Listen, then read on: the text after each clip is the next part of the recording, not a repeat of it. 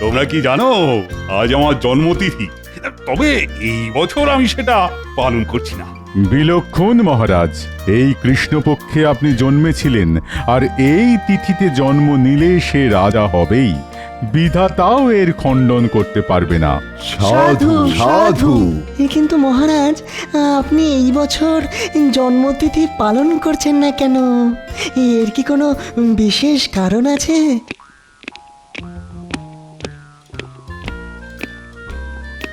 মহারাজ অনুমতি দিলে বসতে পারি, আর দেরি করার জন্য মার্জনা চাইছি। এ মার্জনা তো আমি করেই দিই গোপাল। আসলে রাজসভায় তুমি না থাকলে কিরকম ভালো লাগে না। ঠিক বলেছেন মহারাজ, গোপাল বিনা সভা অতি ধীর। গোপাল থাকলে মহারাজ থাকেন না গম্ভীর। বেশ বলেছ কবি, বেশ বলেছ। বিজ্ঞানী, তোমার কথার উত্তরে বলি, রাজকোষের অবস্থা ভালো নয়। তুমি জানো, মানে যদিও তোমার জানার কথা নয়, আমি শুধু আমার জন্মতিথি উপলক্ষ পালন না করে খরচের কিছু ওই সাশ্রয় করেছি মাত্র, আর সেটাও আমার রাজ্যের প্রজাদের কথাই ভেবে। রাজকোষের কথা আমাদের কারোরই জানার কথা নয় মহারাজ, সেটা তো একমাত্র খাজাঞ্চি বলতে পারেন। কিন্তু খাজাঞ্চি অসুস্থ জানিয়েছে, তাই সে আসতে পারবে না। মহারাজ অনুমতি দিলে একটা কথা বলতে পারি। নিশ্চিন্তে বলো গোপাল। খাজাঞ্চি অসুস্থ, বাড়িতে আছে, বিশ্রাম নিচ্ছে, খুব ভালো কথা। কিন্তু খাজাঞ্চির সাথে যার নীতি ওঠা বসা, যে রাজকোষের সব কথাই জানে, সে কেন গত 4 দিন ধরে রাজসভায় আসছে না, সেটা কি কেউ বলতে পারবে? তুমি মন্ত্রীর কথা বলছো, তাই তো গোপাল? আমার মনে হচ্ছে মন্ত্রী নিশ্চয়ই কোনো ফন্দি আঁটছে, না হলে আগে তো কখনো এরকম হয়নি যে মন্ত্রী 4 দিন ধরে আসছে না। কি বলছো কি গোপাল? না না না, আমার মনে হয় না মন্ত্রী কখনো এরকম করবে। কারো সম্বন্ধে প্রমাণ না থাকলে শুধু শুধু এই ধরনের সন্দেহ তো রাজার শোভা পায় না। আপনি একদম ঠিক কথা বলেছেন মহারাজ, রাজার এটা শোভা পায় না, কিন্তু ভাঁড় যদি ভাবে তাহলে হয়তো শোভা পায়। গোপাল, বলো তো তুমি ঠিক কি বলতে চাইছো? আমি বলতে চাইছি মহারাজ, রক্ষীদের আপনি মন্ত্রীর বাড়ি পাঠান, ওরা দেখে এসে বলুক মন্ত্রী সত্যি অসুস্থ কিনা, না হলে বুঝবো আমি যা ধারণা করেছি তাই। তোমার আর মন্ত্রীর সম্পর্ক কেমন সেটা আমি খুব ভালো করেই জানি। যাই হোক, তুমি যখন বলছো, আমি এক্ষুনি মন্ত্রীর বাড়িতে 2 প্রহরীকে পাঠাচ্ছি। ওরা মন্ত্রীর খবর নিয়ে আসুক। প্রহরীগণ, প্রণাম মহারাজ। এক্ষুনি মন্ত্রী মশাইয়ের বাড়িতে গিয়ে খবর নিয়ে এসো। বলবে মহারাজ বিশেষ চিন্তায় আছেন যে কেন উনি আসছেন না। যথাজ্ঞা মহারাজ। আমার মন্ত্রীকে বিশ্বাস হয় না। ওই পাজি মন্ত্রী যে কোনো সময় যে কোনো কিছু করে ফেলতে পারে।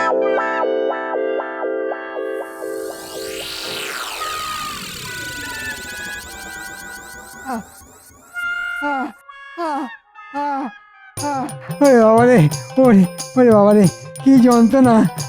ও মা গো, ও গেলাম রে। কবে যে এই যন্ত্রণা শেষ হবে কে জানে। ও ও প্রণাম নেবেন মন্ত্রী মশাই, মহারাজ আমাদেরকে পাঠিয়েছেন আপনাকে দেখতে আসার জন্যে। সে আমি বুঝতে পেরেছি। ও কদিন রাজসভায় যেতে পারিনি যে। ওরে বাবারে। মন্ত্রী মশাই, আপনার ঠিক কি হয়েছে? মানে মহারাজকে আপনার অবস্থাটা বলতে হবে, সেই কারণেই আমরা জানতে চাইছি। ফোঁড়া হয়েছে রে, ফোঁড়া, ভীষণ কষ্ট পাচ্ছি। ও আগে সেটা বুঝতে পারছি, কিন্তু আপনি উপরে শুয়ে আছেন কেন যদি বলেন? সোজা হয়ে শুতে পারছি না তাই।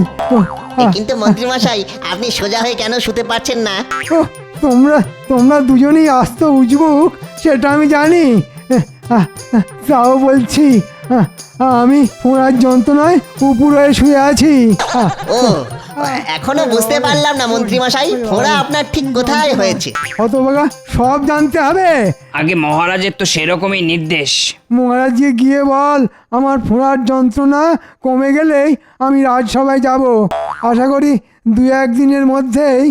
কিন্তু ফোঁড়া আপনার কোথায় হয়েছে সেটা বললেন না তো। ওরে হতভাগা, ও তোদের অত জেনে কি কাজ, হ্যাঁ? ও ও, বুঝতে পারছিস না? উপুর হয়ে শুয়ে আছি যখন, কোথায় আমার ফোড়া হয়েছে, হ্যাঁ? ওরে হতভাগা, মহারাজকে গিয়ে বল ফোড়া হয়েছে আমার পশ্চাৎ দেশে। আমি ভালো করে সোজা হয়ে শুতে পর্যন্ত পারছি না। ওরে বাবারে, ওরে বাবারে, কি যন্ত্রণা। ও ও, যা শিগগি যা। যথা আজ্ঞা মন্ত্রীমশাই। মহারাজ, আমরা দুজন মন্ত্রীমশাইয়ের বাড়ি গিয়েছিলাম, গিয়ে দেখি মন্ত্রীমশাই উপর হয়ে শুয়ে আছেন। হ্যাঁ, মন্ত্রী উল্টে পড়ে শুয়ে আছে, এ তো ঘোর অনর্থ। যে রাজ্যের মন্ত্রী উল্টো হয়ে শুয়ে থাকে সে রাজ্যের তো অমঙ্গল। যাই হোক, প্রহরী বলো বলো। মন্ত্রীমশাই যন্ত্রণায় কাতরাচ্ছিলেন। হ্যাঁ, মন্ত্রীর যন্ত্রণা। মন্ত্রীর কাছ তো মন্ত্রণা, তবে তার কিসের যন্ত্রণা?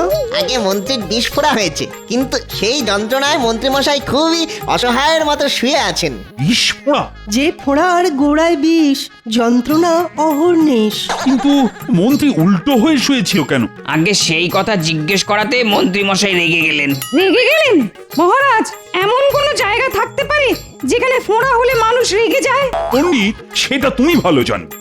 তোমরা বলো তো প্রহরী। মন্ত্রীমশাই আমাদের বললেন, যা গিয়ে মহারাজকে বল আমার পশ্চাৎ দেশে ফোড়া হয়েছে। হে হে।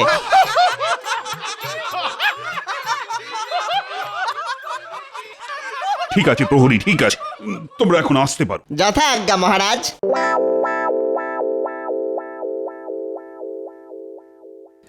মহারাজ, মন্ত্রীর মনের সমস্ত বিষ এখন ফোঁড়া হয়ে বাইরে বেরিয়ে আসছে। গোপা, এখন এসব কথা বলার সময় নয়। আমাদের এক্ষুনি সবার মন্ত্রীকে দেখতে যাওয়া দরকার। রাজবৈদ্য এখন বিদেশে, তাহলে মন্ত্রীর চিকিৎসা কে করবে?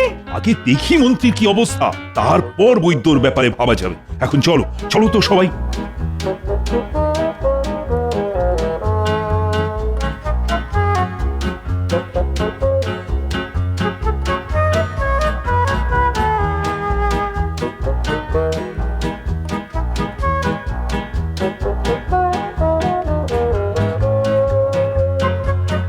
সেপাই, তোমরা ভেতরে গিয়ে মন্ত্রীকে খবর দাও, বলো মহারাজ দেখা করতে এসেছেন।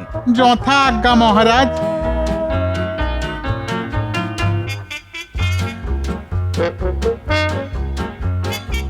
আপনারা মার্জনা করবেন, কিন্তু মহারাজের নির্দেশে আমরা এসেছি। বাইরে মহারাজ অপেক্ষা করতেন, তিনি মন্ত্রী মশাইকে তো দেখতে এসেছেন। তাই আমি এক্ষুনি মহারাজকে অভ্যর্থনা করে ভেতরে নিয়ে আসছি। না গিন্নি, তোমাকে যেতে হবে না, মহারাজ নিজে এসেছেন আমাকে দেখতে। আমি আমি নিজেই যাচ্ছি তাকে নিয়ে আসতে। কিন্তু তুমি কি পারবে? হ্যাঁ হ্যাঁ, নিশ্চয়ই পারবো। সেপাইরা, তোমরা গিয়ে মহারাজকে বলো আমি এক্ষুনি আসছি। গিন্নি, আমাকে আলগা করে একটু একটু সোজা করে দাও তো, সোজা করে দাও। দেখি। বাবারে, কি যন্ত্রণা, কি যন্ত্রণা। একভাবে শুয়েছিলাম তাতে এরকম, কিন্তু এখন দাঁড়াতে ঘোড়ার ব্যথার সাথে পা দুটো ঝিমঝিম করছে। থাক তাহলে, তোমাকে যেতে হবে না, ওদিকে মহারাজ অপেক্ষা করছেন। না না, আমি আমি পারবো, চিন্তা করো না, চিন্তা করো না।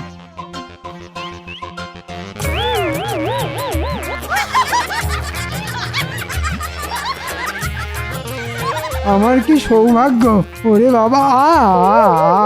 মহারাজ স্বয়ং আমার বাড়িতে পায়ের ধুলো দিয়েছেন।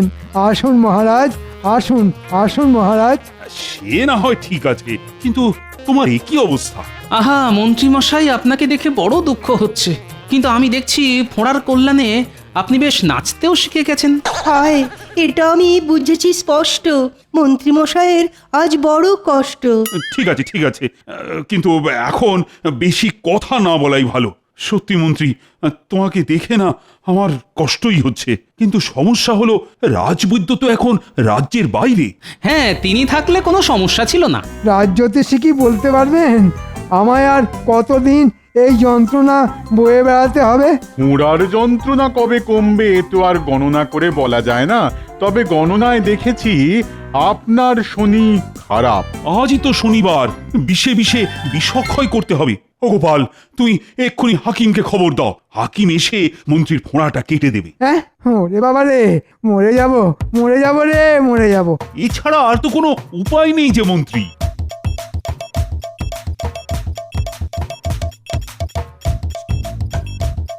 মন্ত্রীর হলো ফোঁড়া, আর এখন আমাকে ছুটে যেতে হচ্ছে হাকিমের বাড়ি।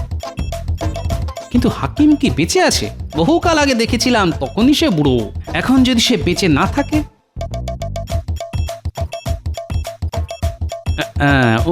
ওটাই মনে হচ্ছে হাকিমের বাড়ি। হাকিম সাহেব, হাকিম সাহেব বাড়ি আছেন? বলি, ও হাকিম সাহেব, বেঁচে আছেন? কে? কেমন আছেন হাকিম সাহেব? কে তুমি? চিনতে পারলাম না তো। আমি গোপাল, গোপাল ভাঁড়, মহারাজের বেতন করা ভাঁড়। গোশাল? গোশালা যেতে চাও, এখানে এসেছো কেন বাপু? সর্বনাশ, এই যে দেখছি কানে কিছুই শোনে না। ফোঁড়া কাটতে হবে। কি কি গোড়াতে, কি গোড়াতে কি হবে? ফোঁড়া, ফোঁড়া কাটতে হবে। ও, গোশালায় ফোঁড়া কাটতে হবে? কোন গরুর কি হলো বাবা? আপনি এখন চলুন, পারবেন তো? না না, মারবো না। ফোঁড়া আমি কত কেটেছি এককালে, ঘ্যাচ ঘ্যাচ করে কেটেছি। তুমি দাঁড়াও, আমি কাঁচি নিয়েই আসছি। বাবা, কতদিন পরে ফোঁড়া কাটবো। গরুর ব্যাপার।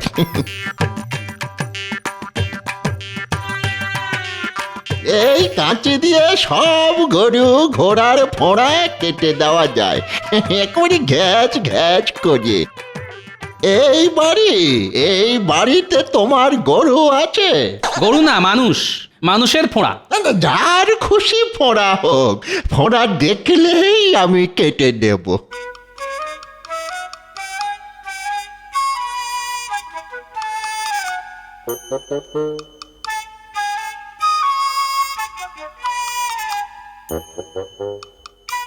ওরে বাবা, এ যে দুটো বিষ ফোঁড়া। আমি একটা আগে কাটি, চিন্তা নেই, কাঁচি দিয়ে কচ কচ করে কেটে দেব। ওরে বাবা রে, ও হাকিম সাহেব, একটু আস্তে করে কাটবেন। হ্যাঁ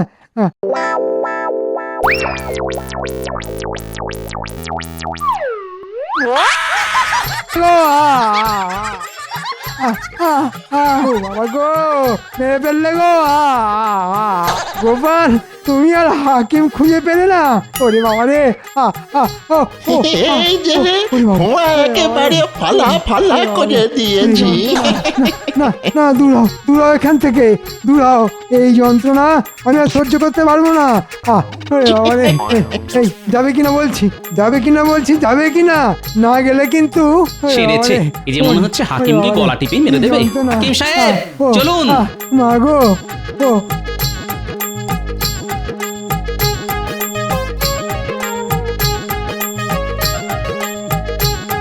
কচ কচ ঘচ ঘচ, কত ফোঁড়া আছে বলো? সব কেটে দেব, আমি ফোঁড়া কাটার ওস্তাদ।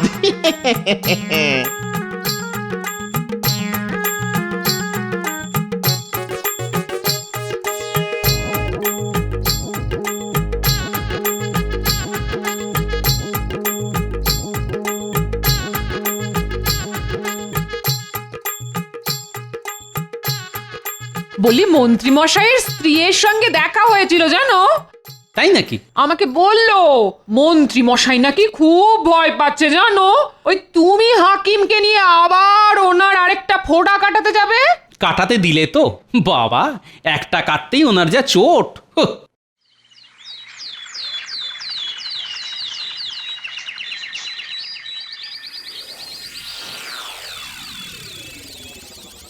বলো গোপাল, বলো, খবর বলো। মহারাজ, আপনার কথা মতো আমি বুড়ো হাকিমকে নিয়ে গিয়েছিলাম মন্ত্রী মশাইয়ের বাড়ি। হাকিম একটা ফোঁড়া কেটেও দিয়েছে, কিন্তু আরেকটি ফোঁড়া মন্ত্রী মশাই কাটতে দেয়নি। সে কি? তাহলে উপায়? মন্ত্রী মশাই যেরকম চিৎকার করছিলেন, তাতে মনে হচ্ছিল উনি হাকিমকে মেরেই ফেলবেন। সেনাপতি। আজ্ঞে মহারাজ। এক্ষুনি যাও মন্ত্রীর বাড়ি, দেখে এসো কেমন আছে মন্ত্রী। জি আজ্ঞে মহারাজ।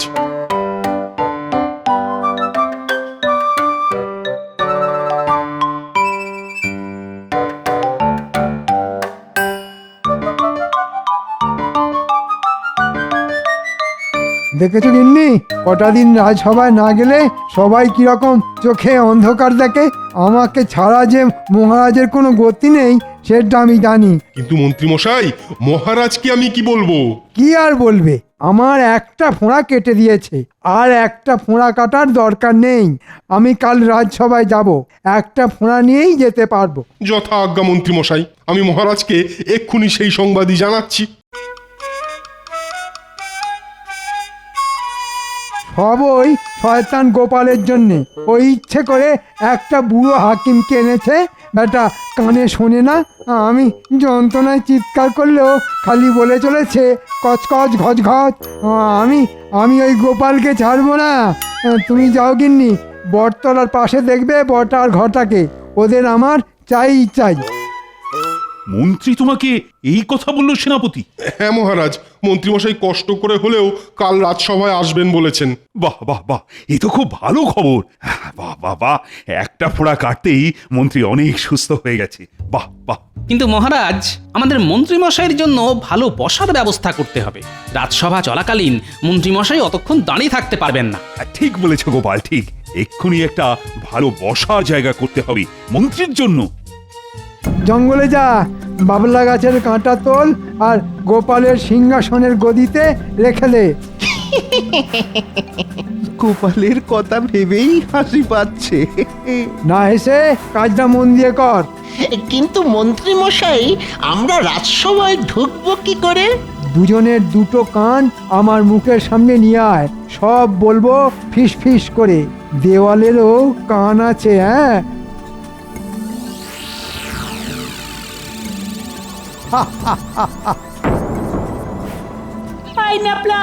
লেবুটা আমার দিকে ছড়, আমি ওটা লুফে নেব। স্কুলে লেবুটা ধরতে পারলি না?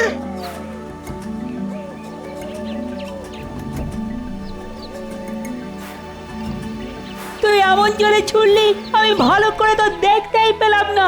এখন এই জঙ্গলে কোথায় খুঁজবো?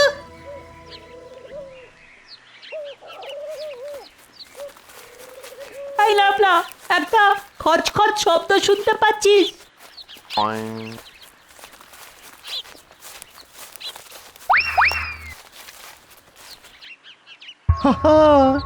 প্রচুর কাঁটা। এ হলো বাবলা গাছের জঙ্গল।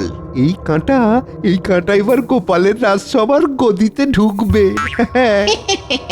কাল গোপাল রাজসভায় বসলেই যে কি হবে ভাবলেই কেমন একটা। মন্ত্রী মশাই জব্বর ফাঁদ পেতেছেন। বলিস কি রে, রাজসভায় আমার বসার গদিতে বটা আর ঘটা বাবলা কাটা ঢুকিয়ে দিচ্ছে? হ্যাঁ গো দাদু, আমরা নিজের কানে শুনে এসেছি। ওরা আজই ঢুকবে, এটা মন্ত্রী মশাই ওদের করতে বলেছে।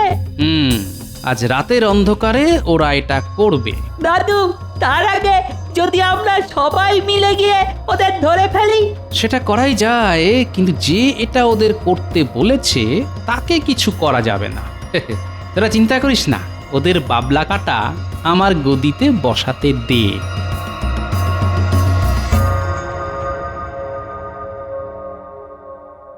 কি প্রহরী, তোমার ছুটি নেই? মন্ত্রী মশাই সুস্থ হয়ে গেছে বলে সবাই কিরকম আনন্দ করছে বাইরে দেখো। ভালো খাবারের ব্যবস্থা আছে। হ্যাঁ। আহা, যেতে তো বড় ইচ্ছে করছে, কিন্তু আমাদের তো পাহারা দেওয়ার কাজ। আরে চিন্তা করছো কেন? এই রাতের বেলা কে আসবে? হ্যাঁ, তার চেয়ে এক কাজ করো, তুমি ওর সাথে যাও আর কিছু খেয়ে নাও। আরে কোনো চিন্তা নেই, কোনো চিন্তা নেই, আমি তো আছি। হ্যাঁ, তোমার জন্য এইটুকু করব না? চলো চলো আমার সাথে।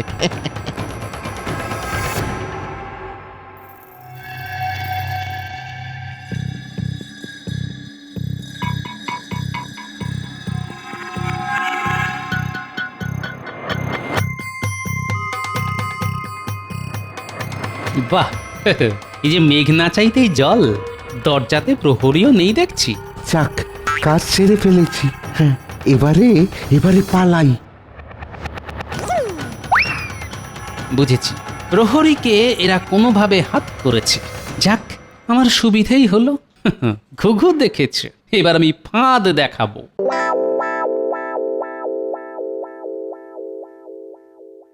বাহ, মন্ত্রীর জন্য বেশ সুন্দর গদি, সুন্দর সিংহাসন। আমার গদিটাও সুন্দর, তবে কাল আমি মন্ত্রীর গদিতে বসবো।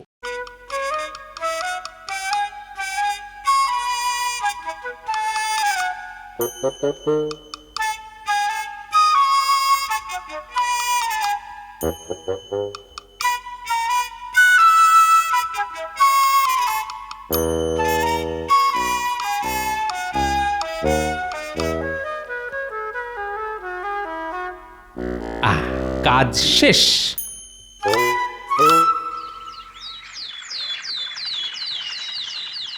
মন্ত্রী, তুমি তো এখন অনেক সুস্থ, কি তাই তো? আগে হ্যাঁ মহারাজ। তোমাকে রাজসভায় দেখে না বড়ই খুশি হলাম। গোপাল এখনো আসেনি। গোপাল যে কখন আসবে সেই আশাতেই আছি। এ কি মন্ত্রী, তুমি দাঁড়িয়ে কেন? এই দেখো, তোমার জন্য সুন্দর বসবার ব্যবস্থা করা হয়েছে। তোমাকে আজ দাঁড়িয়ে থাকতে হবে না। আগে মহারাজ, সবই আপনার ইচ্ছে।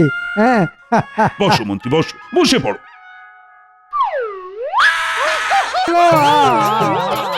ওরে বাবা রে, আমার কি ফুটলো! ও কি হলো?